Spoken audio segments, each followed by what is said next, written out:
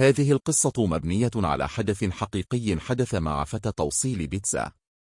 الحدث وقع مع جون أثناء أيام الكلية، حين كان يعمل بدوام جزئي في متجر بيتزا صغير.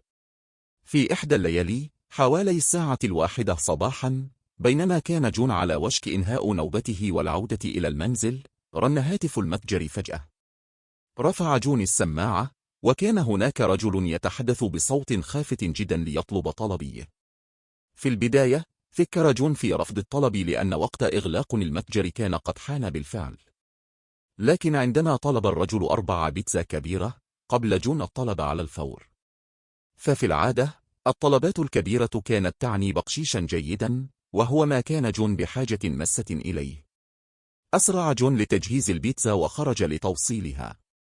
عنوان التوصيل كان بعيدا جدا عن المتجر، في منطقة مهجورة قرب الغابة. كان الوقت متأخرا، والطريق موحشا وخاليا. الشارع كان غير معبد، وتحيط به أشجار برية كثيفة.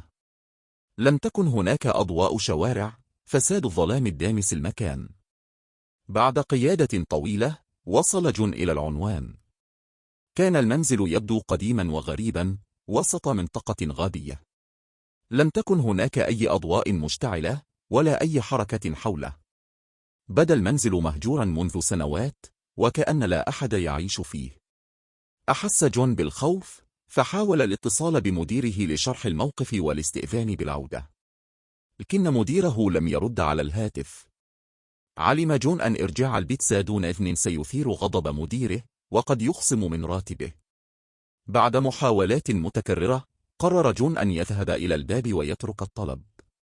وبينما كان يقترب، اشتعل ضوء خافت داخل المنزل فجأة. أعطاه هذا بعض الشجاعة، فقرع الجرس وناد: توصيل بيتزا. لكن لم يفتح أحد. سمع جون خطوات من الداخل، لكن الباب بقي مغلقا. عندما هم بالعودة، فتحوا الباب فجأة من تلقاء نفسه. دخل جون بحذر، وكانت هناك إضاءة خافتة في الردهة، لكن المكان كان خاليا. ناد: هل من أحد؟ أرجوكم خذوا البيتزا. ثم لاحظ حركة تحت الأريكة، هرة سوداء خرجت وركضت نحو إحدى الغرف. وبينما كانت تدخل الغرفة، اشتعل ضوءها والتلفاز فجأة، وبدأت أصوات ضحكات أطفال تملأ المكان. ظن جون أن أحدا يمزح معه، فدخل الغرفة غاضبا. رأى هناك طفلتين صغيرتين تجلسان على الأرض، تحدقان فيه بنظرات غريبة. صرخ فيهما: كم من الوقت وأنا أقرع الجرس؟ لماذا لم تفتحوا؟ لكن الطفلتين استمرتا في التحديق بصمت. قال جون: أنا هنا لأوصل البيتزا، أين شخص بالغ لأخذ الدفع؟ فجأة تحول لون عيني الطفلتين إلى الأبيض، وانفجرتا في ضحك مخيف. أشارتا إلى الباب خلفه. التفت جون ففقد توازنه من الخوف، كانت البيتزا قد سقطت من يده. خلفه وقفت امرأة مرعبة وطفلتاها يتقدمون نحوه ببطء. هرب جون إلى دراجته، لكنها تعطلت فجأة. الإطار كان مثقوبا. اتصل بالشرطة طلبا للمساعدة.